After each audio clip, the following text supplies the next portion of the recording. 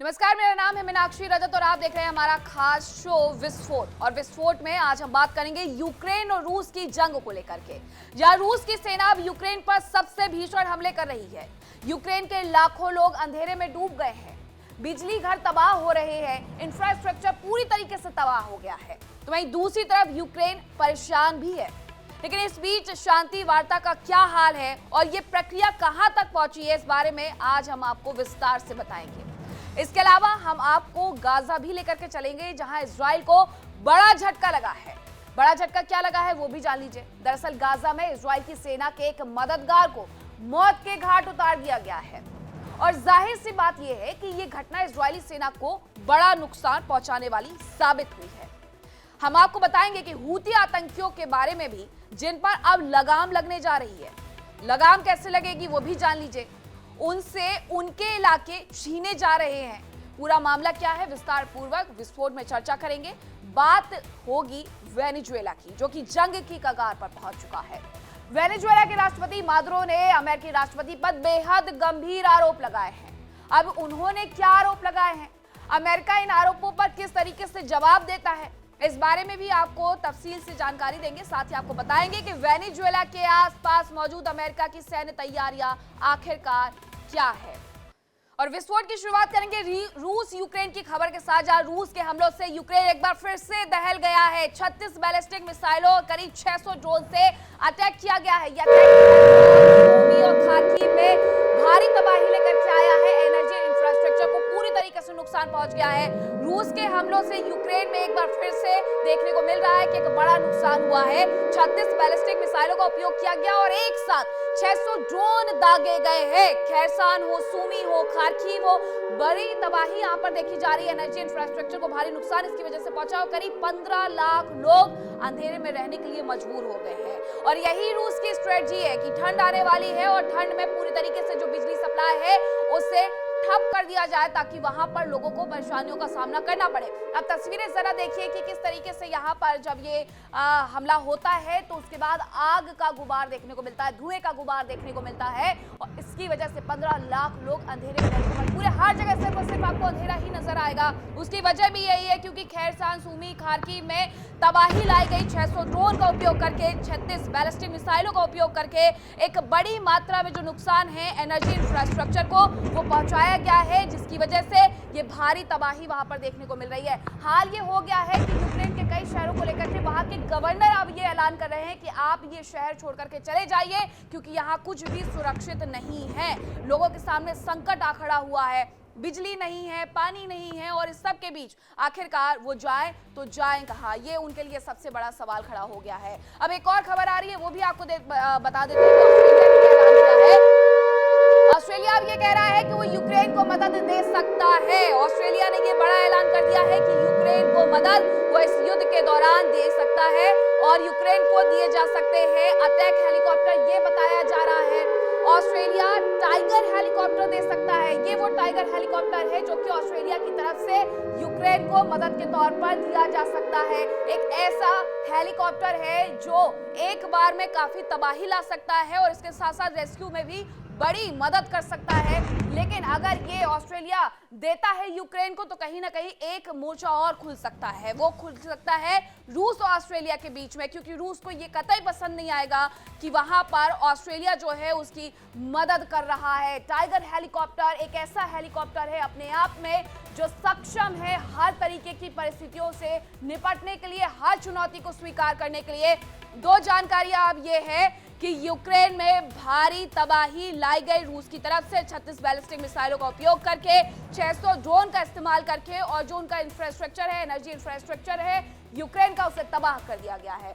दूसरी तरफ ऑस्ट्रेलिया को लेकर के जानकारी आ रही है कि वो इस युद्ध के दौरान यूक्रेन को एक बड़ी मदद पहुंचा सकता है और अटैक हेलीकॉप्टर दे सकता है, जिसका नाम टाइगर हेलीकॉप्टर बताया जा रहा है। दो तस्वीरें, दो जानकारियां जो ये बताती है कि यूक्रेन में किस तरीके के हालात बने हुए हैं, यूक्रेन को किससे मदद मिल रही है। अब ऑस्ट्रेलिया जब आगे आया है, दूसरी तरफ फ्रांस ने यूक्रेन को चेताया है कि सतर्क हो जाओ, अमेरिका कभी भी धोखा दे सकता है, तो अमेरिका के बलबूते रहना छोड़ दो। यूक्रेन को यह संदेश भी फ्रांस की तरफ से और साथ ही यूरोप के देशों की तरफ से पहुंचा दिया गया है। लेकिन यूक्रेन के लिए ये बहुत बड़ी जानकारी, बहुत बड़ी खबर कि उसके साथ अब ऑस्ट्रेलिया भी आकर के खड़ा है, और सिर्फ खड़ा नहीं है बल्कि उसकी मदद भी करेगा। अटैक हेलीकॉप्टर भी उसे उपलब्ध करवा सकता है। यूक्रेन और रूस के बीच जंग अब बेहद खतरनाक मोड़ पर पहुंच गई है। रूसी सेना के जबरदस्त हमलों से यूक्रेन का जर्रा जर्रा दहला हुआ नजर आ रहा है।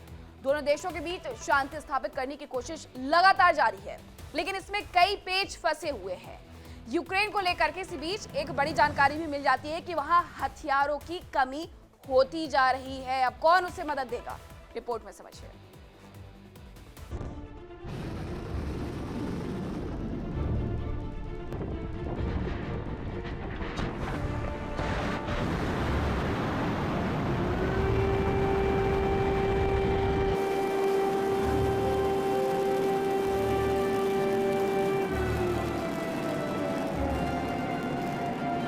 यूक्रेन के लिए काल बनी रूसी सेना।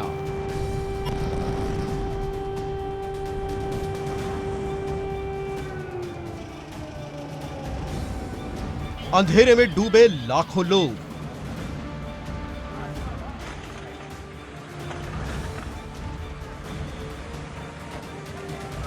भीषण हमलों से हो रही भारी तबाही।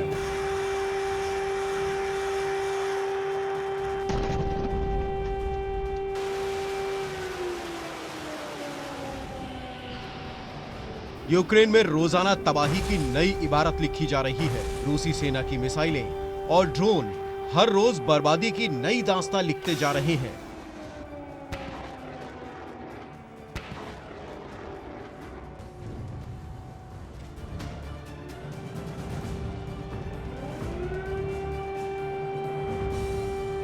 हर बीतता दिन यूक्रेन को तबाही के गर्त में ले जा रहा है। हर रोज यूक्रेन का जर्रा जर्रा आग उगलती तोपों और फाइटर जेट्स की गड़गड़ाहट से दहल उठता है।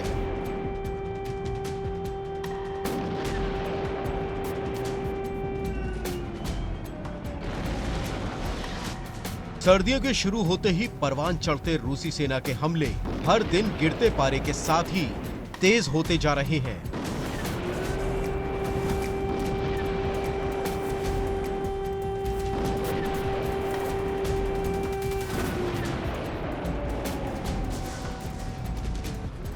माना जा रहा है कि रूसी सेना यूक्रेन को उस हालात में ले जाना चाह रही है जिस स्तर पर यूक्रेन के लोगों के लिए इन भीषण सर्दियों का मुकाबला करना भी मुश्किल हो जाए।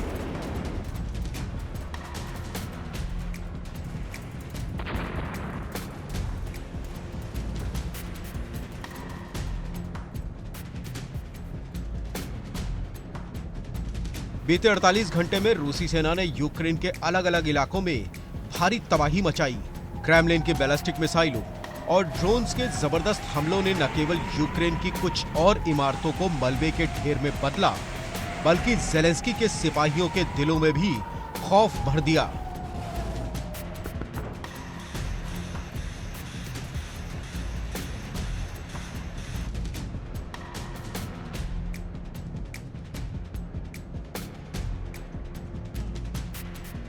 खबरों के मुताबिक रूस की सेना ने यूक्रेन पर करीब 36 बैलिस्टिक मिसाइलें फायर की, जबकि 600 ड्रोन से जबरदस्त अटैक किया।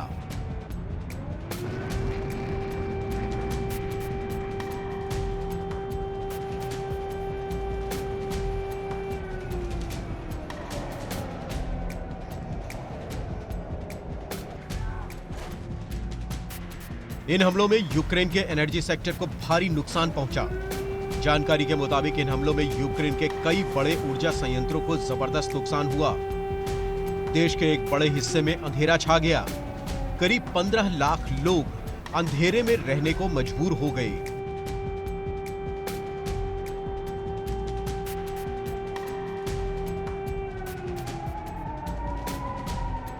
रूस की सेना ने खेरसोन और सूमी में बड़ा हमला किया। क्रेमलिन के जवानों ने खार्किव इलाके में भी जबरदस्त तबाही मचाई।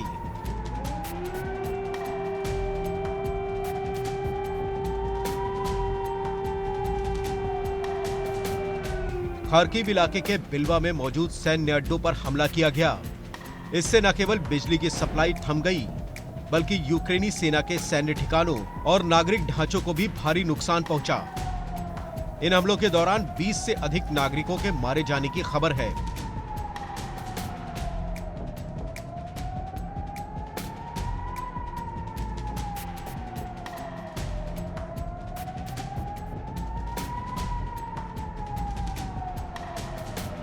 खेरसौन और सुमी इलाके में प्रमुख विद्युत उपकेंद्रों और ट्रांसफार्मर स्टेशनों को निशाना बनाए जाने की वजह से पूरे इलाके में बिजली कटौती की गई।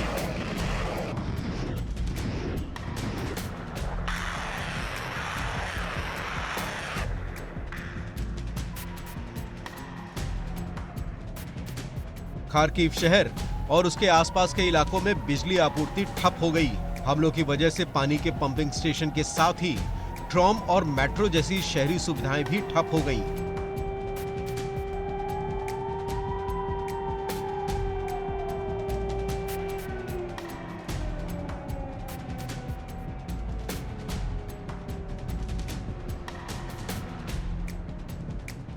इससे पहले रूसी सेना ने स्लोवियांस्क शहर में भीषण हमला बोला था। क्रेमलिन के जवानों ने एक ही दिन में 9 एरियल बम गिराकर शहर में भारी तबाही मचाई थी।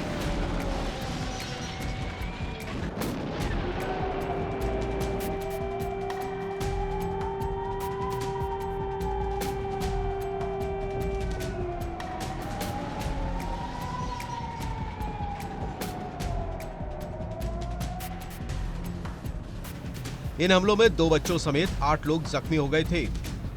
इनमें से एक बम रिहायशी इमारत पर भी गिरा, जिसके बाद उस इमारत से धुआं निकलता दिखाई दिया। धमाका इतना तेज हुआ कि इमारत का एक बड़ा हिस्सा ढह गया और आसपास के घरों की खिड़की और दरवाजे चकनाचूर हो गए। ब्लास्ट के बाद मौके पर पहुंची रेस्क्यू टीमों ने काफी मशक्कत के बाद पीड़ितों को मलबे से निकाला।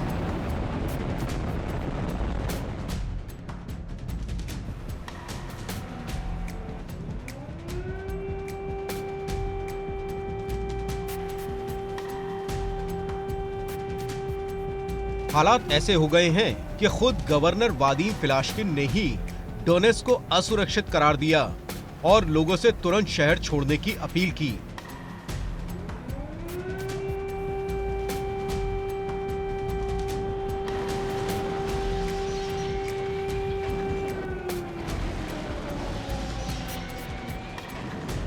अपने 2 जहाजों के यूक्रेनी हमले से तबाह होने के बाद पुतिन का गुस्सा भड़क गया।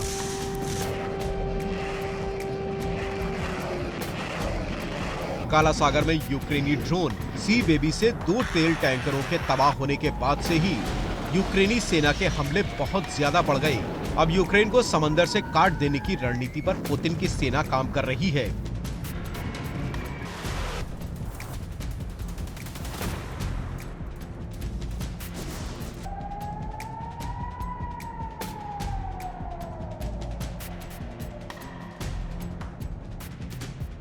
रूस की नौसेना लगातार काला सागर से यूक्रेन के ओडेसा समेत कई इलाकों पर हमले कर रही है। यूक्रेन के बंदरगाहों पर भीषण हमले किए जा रहे हैं।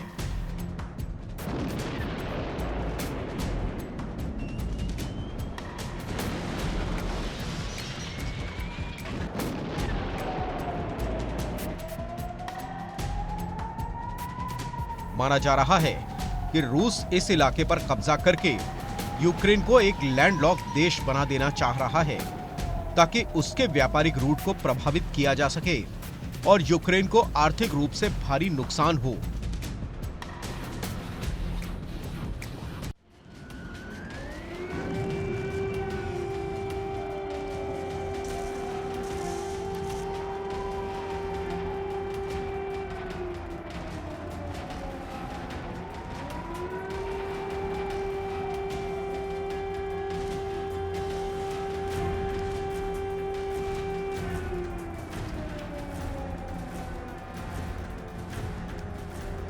रूस इस एक्शन के जरिए क्रीमिया में मौजूद सैन्य ठिकानों को सुरक्षित करना चाह रहा है।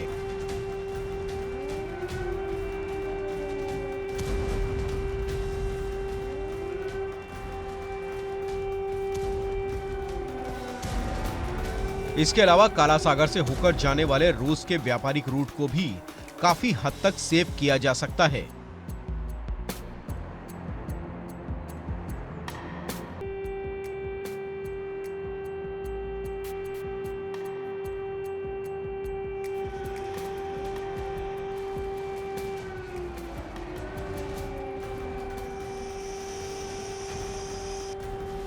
यूक्रेन अब तक कम दूरी तक मार करने वाली मिसाइलों और ड्रोन से रूस पर हमले कर रहा है।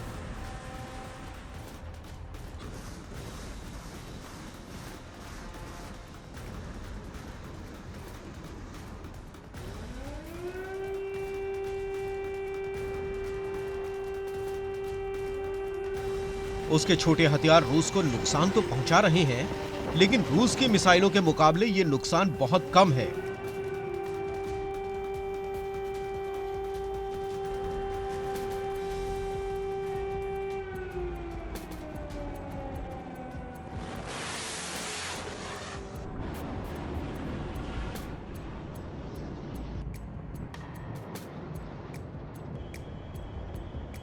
और यूक्रेन रूस पर बड़ा हमला नहीं कर पा रहा है। यूक्रेनी सेना के एक पूर्व अधिकारी के मुताबिक यूक्रेन के पास हथियारों की भारी कमी है। खबर है कि यूक्रेन के हथियारों के गोदाम लगभग खाली हो चुके हैं।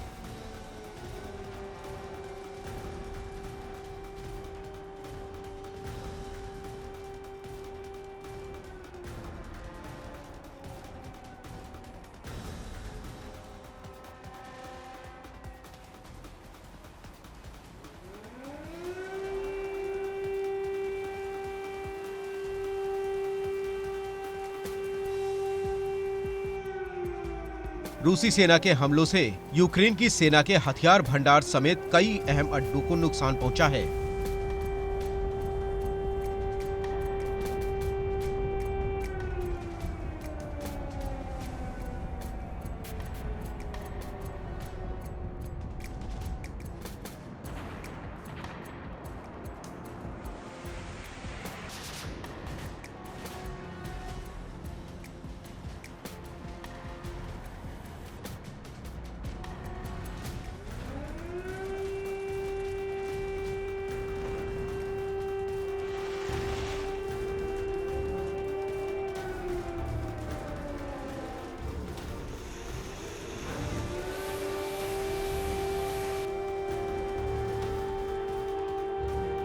खबर है कि अब यूक्रेन हथियारों के लिए पश्चिम के देशों की ओर देख रहा है।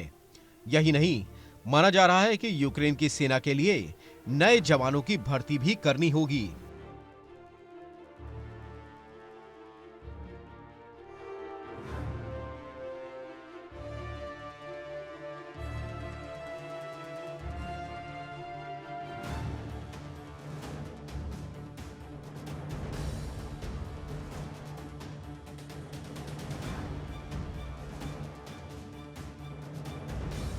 हालांकि नेटो देश लगातार यूक्रेन की मदद का दावा कर रहे हैं, लेकिन ये हथियार उसे कब मिलेंगे, ये समय सीमा अभी तय नहीं है। उधर अमेरिका भी शांति प्रस्ताव नहीं मानने की सूरत में यूक्रेन को ज्यादा समय तक हथियार और दूसरी मदद देने के मूड में नहीं दिख रहा है। अमेरिका और यूरोपीय देश लगातार बातचीत के जरिए दोनों देशों के बीच युद्ध विराम कराने की कोशिशों में लगे हैं।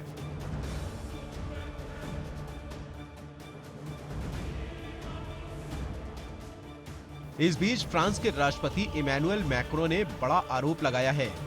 उन्होंने चेतावनी दी कि अमेरिका यूक्रेन को धोखा दे सकता है।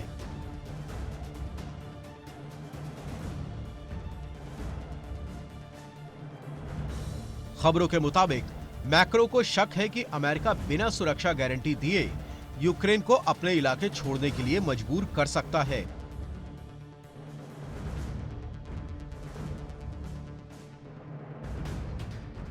खबर है कि यूरोपीय नेताओं को अमेरिकी दूत स्टीव विटकॉफ और जेरेड कुशनर पर जरा भी भरोसा नहीं है। हालांकि यूक्रेन के राष्ट्रपति कार्यालय ने इस खबर को बेबुनियाद करार दिया। इस बीच खबर है कि जेलेंस्की पर इस्तीफा देने का काफी दबाव है। हालांकि वो इस्तीफा नहीं देना चाहते, लेकिन वो जल्द ही पद छोड़ सकते हैं। जाहिर है कि दोनों देशों के बीच पीस प्रोसेस जारी है, लेकिन इस बीच रूस यूक्रेन पर भीषण हमले कर ज्यादा से ज्यादा इलाकों पर कब्जा करने का प्रयास कर रहा है, ताकि अगर उसे कुछ इलाका छोड़ना भी पड़े तब भी कुछ इलाकों पर वो अपना झंडा लहराकर अपनी जनता के सामने जीत का दावा कर सके।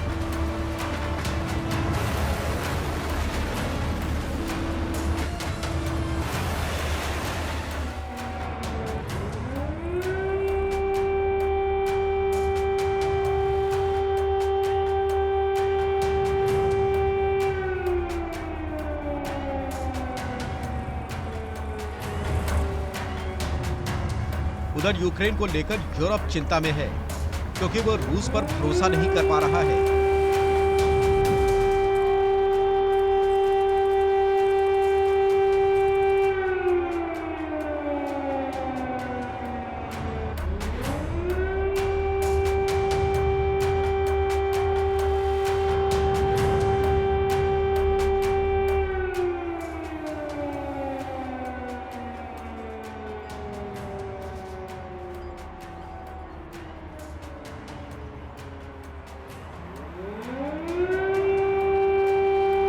यूरोप का मानना है कि अगर यूक्रेन पर रूस का कब्जा हो गया तो अगला नंबर उनका ही है।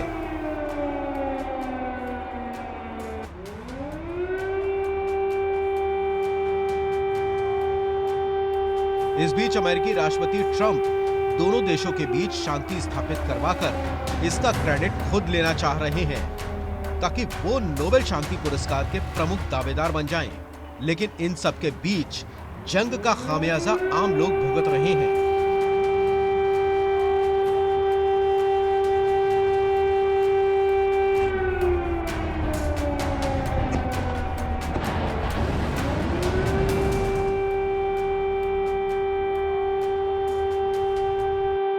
यूक्रेन की गलियों में तबाही का मंजर बिखरा है और बर्बादी के इस ढेर पर सियासत जोरों पर है। Bureau report, India TV.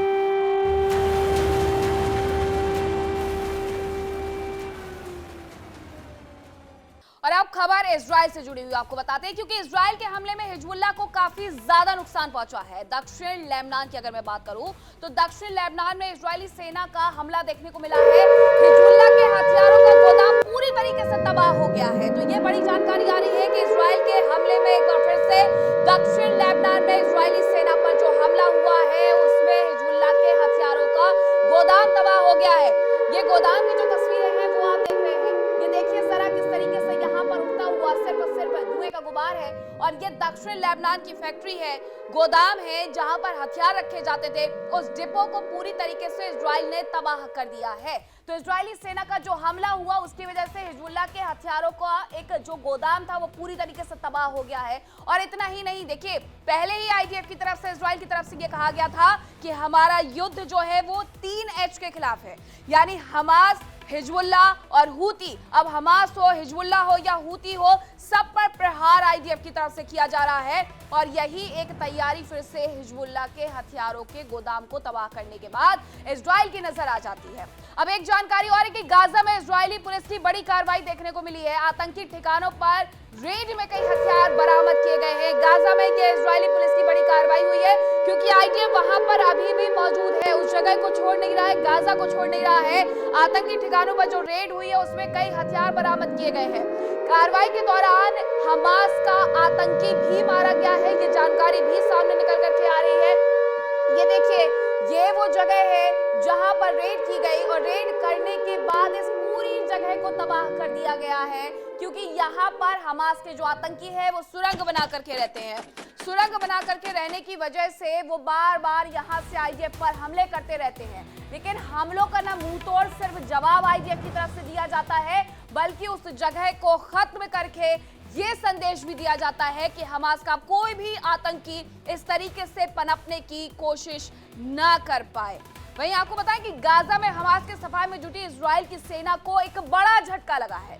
दरअसल इजराइल की सेना के एक मददगार की हत्या कर दी गई है। दूसरी तरफ इजराइल, अमेरिका और सऊदी अरब के लिए सिरदर्द बने हुए हूती आतंकियों पर अब लगाम लगनी शुरू हो गई है। इन हूती आतंकियों पर आखिरकार लगाम कौन लगा रहा है?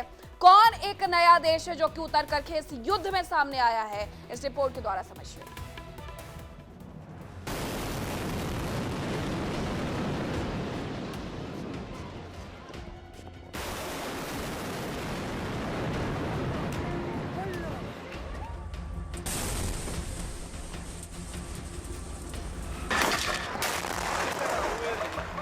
Hamas Şaban gelebiliyordu.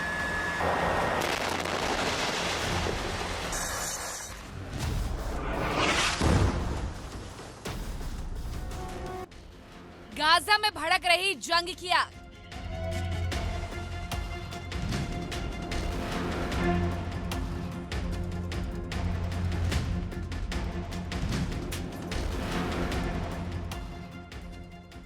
इजराइल को बड़ा झटका।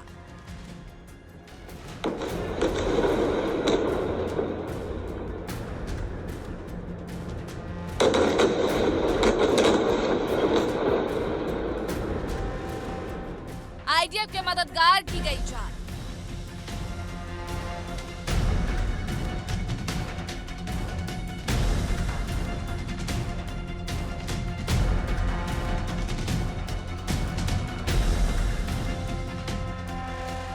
पिछले करीब 2 साल से जंग की आग में झुलस रहे गाजा में एक बार फिर जंग की आग भड़कने के आसार दिख रहे हैं। युद्ध विराम के बावजूद हमास के हमले तो लगातार जारी ही है।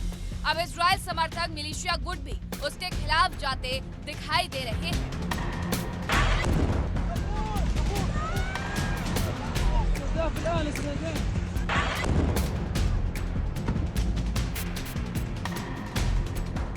हमास के आतंकी लगातार इजरायली सेना पर हमले कर रहे हैं, लेकिन अब हमास समर्थकों ने इजरायली सेना को बड़ा झटका दिया है।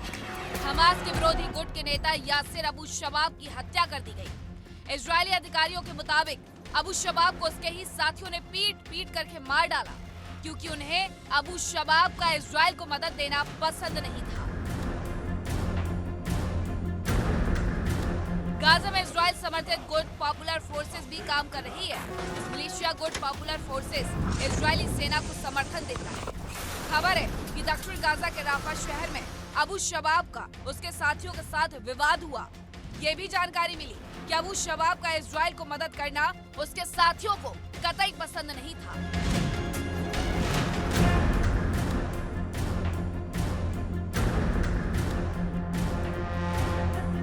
अबू शबाब के साथियों ने उसे बुरी तरह पीटा, जिससे उसकी मौत हो गई।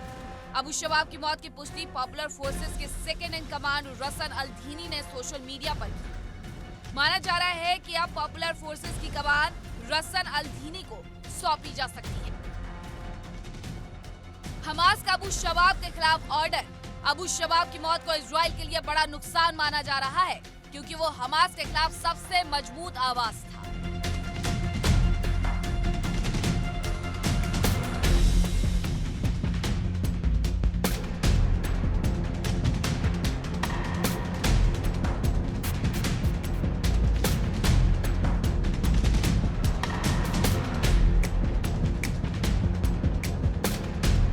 हमास ने अबू शबाब को इजराइल का एजेंट बताया था और उसे खत्म करने का आदेश जारी किया था। पॉपुलर फोर्सेस इजराइल के प्रॉक्सी के तौर पर काम कर रहा है। जून 2025 में खुद इजराइल के प्रधानमंत्री नेतन्याहू ने माना था कि इजराइल ने गाजा में मौजूद हमास विरोधी कबीलियाई गुटों को हथियार दिए थे।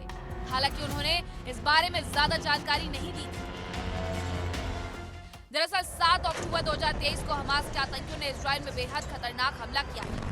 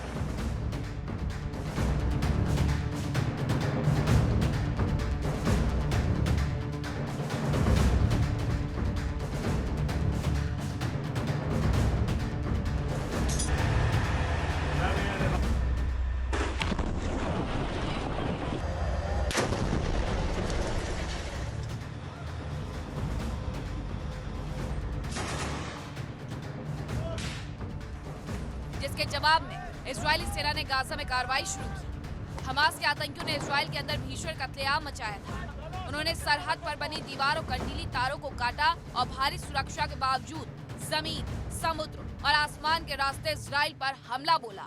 इस दौरान कई लड़ाके पैराग्लाइडर्स के जरिए इजराइल में दाखिल हुए। इससे पहले इजराइल समेत पूरी दुनिया ने शायद इतना भीषण हमला पहले नहीं देखा था।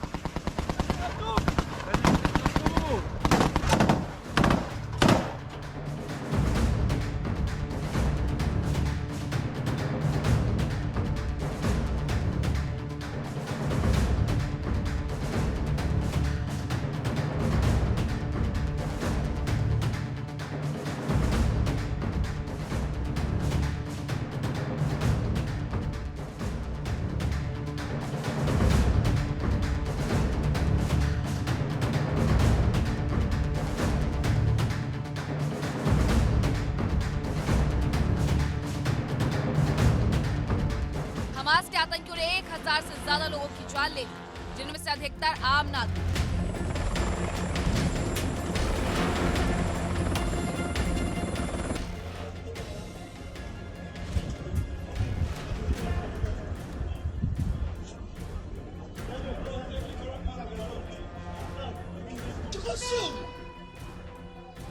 الله أكبر تكبير الله أسرع قصف شديد قصف شديد أشهد أن لا إله إلا الله وأشهد أن محمد رسول الله أبراج الله أكبر جربوا يا جماعة الله يرحم الجدار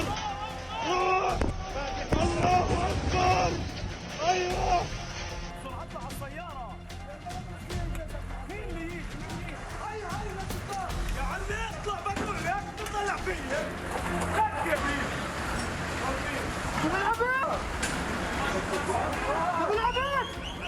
ليش ما تطلع الاسعاف؟ خش مالك ما هو شمال ورينا شوف وديه لعندك وديه على الادوار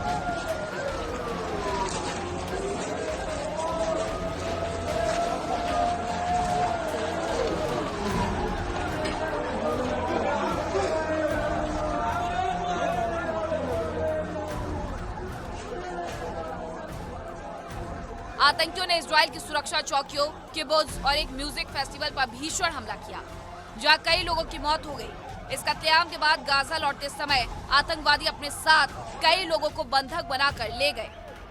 इस हमले के बाद इजराइल की सेना ने हमास के खात्मे और बंधकों की रिहाई के लिए कार्रवाई शुरू की। इजरायली सेना के टैंक अब तक आग उगल रहे हैं और गोले गाजा की इमारतों को नेस्तनाबूद करते जा रहे हैं। उधर इजरायली एयरफोर्स भी हमास के ठिकानों को निशाना बनाकर बम गिरा रही है।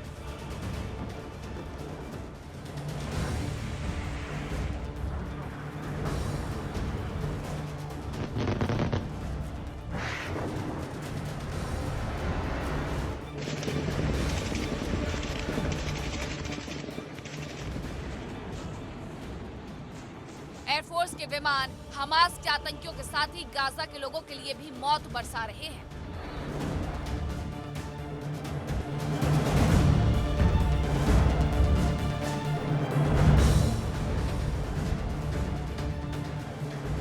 जंग में हमास का साथ देने के लिए लेबनान से हिजबुल्लाह और यमन से हूती आतंकी भी आए। दोनों ने इजराइल के खिलाफ जंग का ऐलान किया और हमले शुरू कर दिए।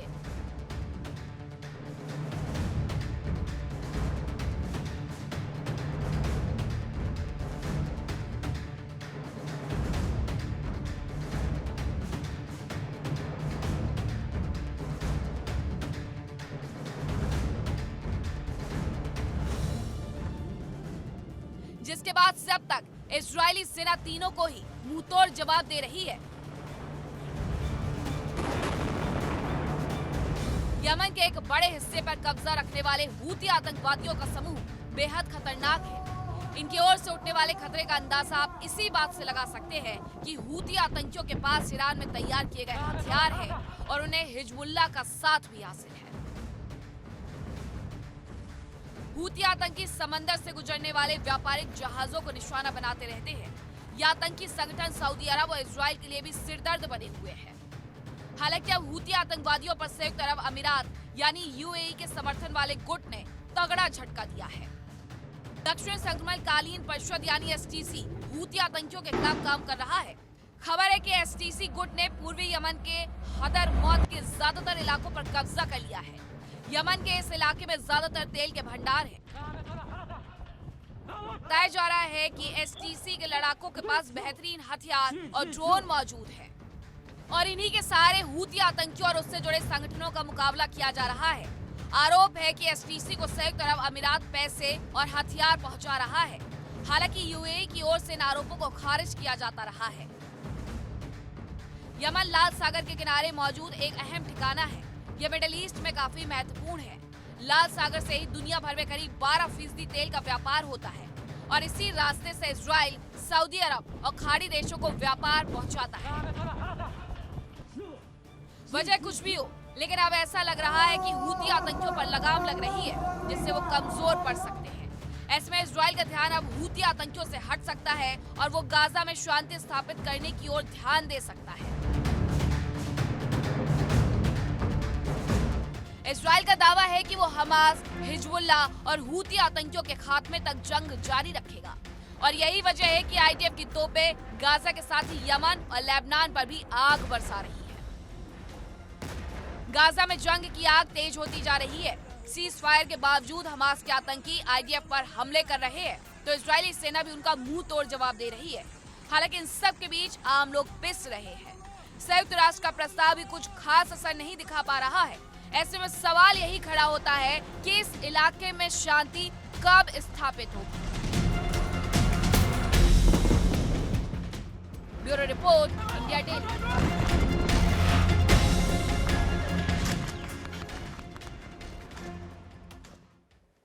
और चलिए अब आपको बताते हैं अबू शबाब के बारे में, जो गाजा में इजराइल का मददगार था। वो गाजा में रहते हुए हमास के खिलाफ काम भी करता था। अब ये है कौन? अबू शबाब को हमास ने जेल में डाला था। इस पर ये आरोप लगे हुए थे कि वो इजराइल की मदद करता है, जो कि पसंद हमास को कतई नहीं आता था।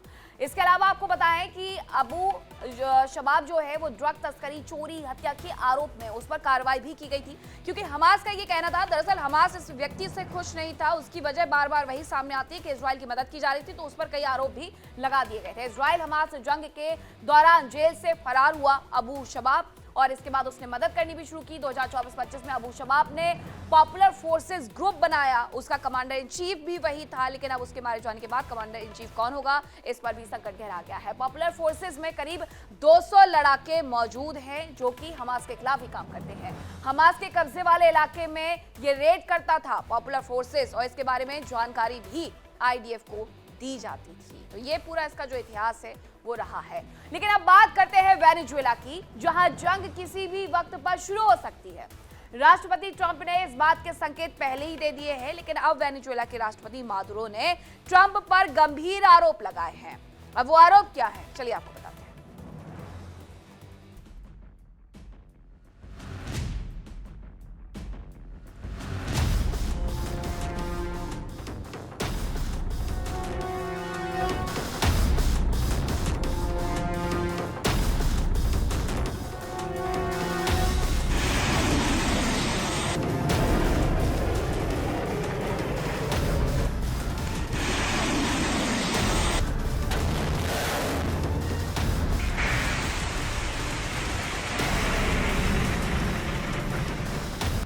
मादुरो का यूएस पर बड़ा आरोप।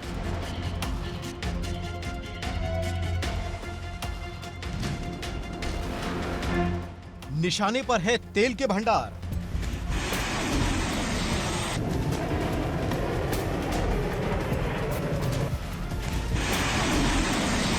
कभी भी शुरू हो सकती है जंग।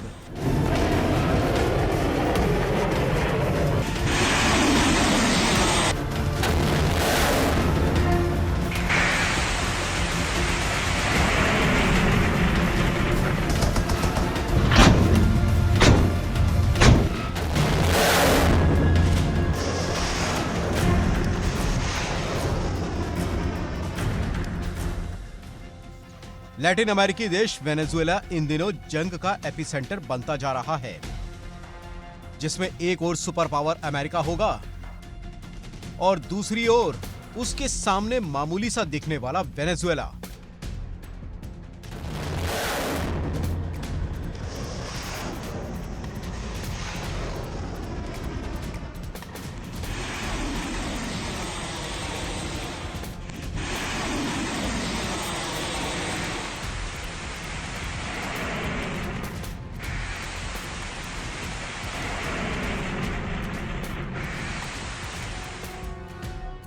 अमेरिकी सेना ने वेनेजुएला के आसपास घेराबंदी की। समंदर से लेकर आसमान तक वेनेजुएला के लिए बेहद डरावना मंजर तैयार किया।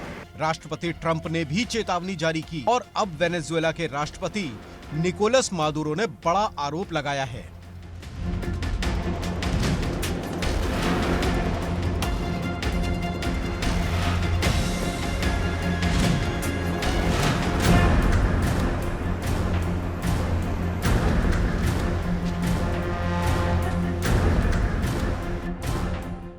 वेनेजुएला के राष्ट्रपति मादुरो ने आरोप लगाया है कि अमेरिका वेनेजुएला के आसपास मौजूद तेल के भंडारों पर कब्जा करना चाहता है। मादुरो के मुताबिक वेनेजुएला के आसपास कैरिबियन सी में तेल के विशाल भंडार हैं और अमेरिका की नजर उन तेल भंडारों पर है। उनका दावा है कि ड्रग्स कार्टेल के खिलाफ कार्रवाई केवल बहाना है, असल मकसद तो तेल के भंडार पर कब्जा जमाना है।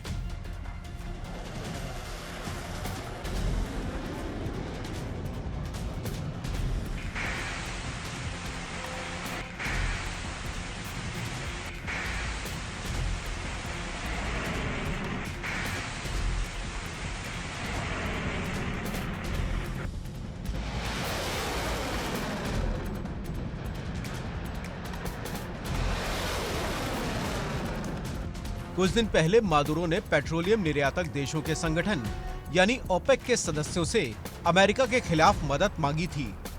उन्होंने अमेरिका की बढ़ती धमकियों और सैन्य कार्रवाई की आशंका के चलते मदद मांगी थी। हालांकि अमेरिका के खिलाफ वेनेजुएला को ओपेक देशों का सहयोग मिलने की उम्मीद कम ही है।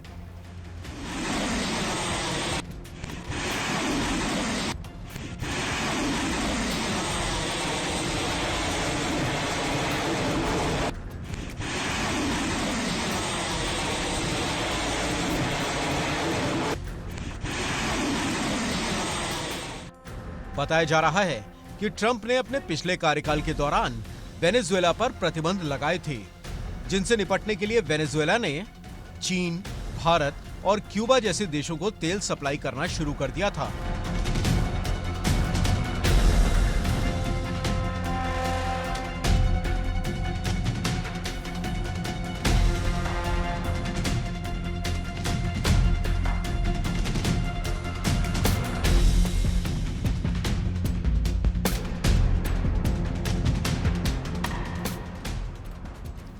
फिलहाल अमेरिका ने ड्रग्स कार्टेल पर एक्शन के नाम पर वेनेजुएला के खिलाफ कार्रवाई की शुरुआत की है। अमेरिका के जंगी जहाज वेनेजुएला की जल सीमा के करीब ही मौजूद हैं। अमेरिकी फाइटर जेट्स लगातार गड़गड़ा रहे हैं। इन्फेंट्री के जवान और कमांडोज लगातार ड्रिल कर रहे हैं।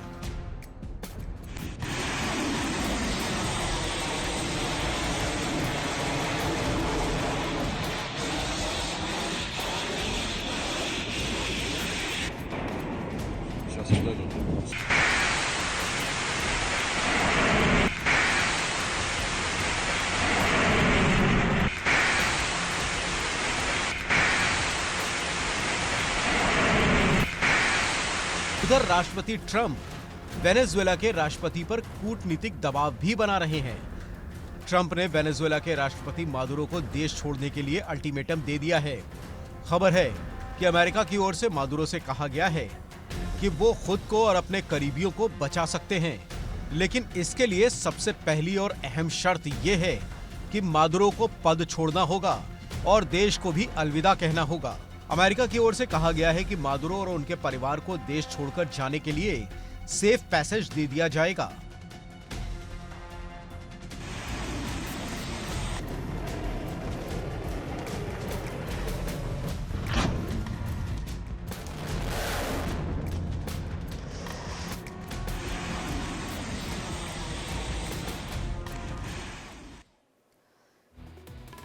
विस्फोट में आज के लिए इतना ही। कल फिर होगी मुलाकात कुछ नई खबरों के साथ। फिलहाल रुक रहे हैं एक छोटे से ब्रेक के लिए। आप कहीं मत जाइएगा क्योंकि इंडिया डेली अब आपके स्मार्ट टीवी पर भी मौजूद है।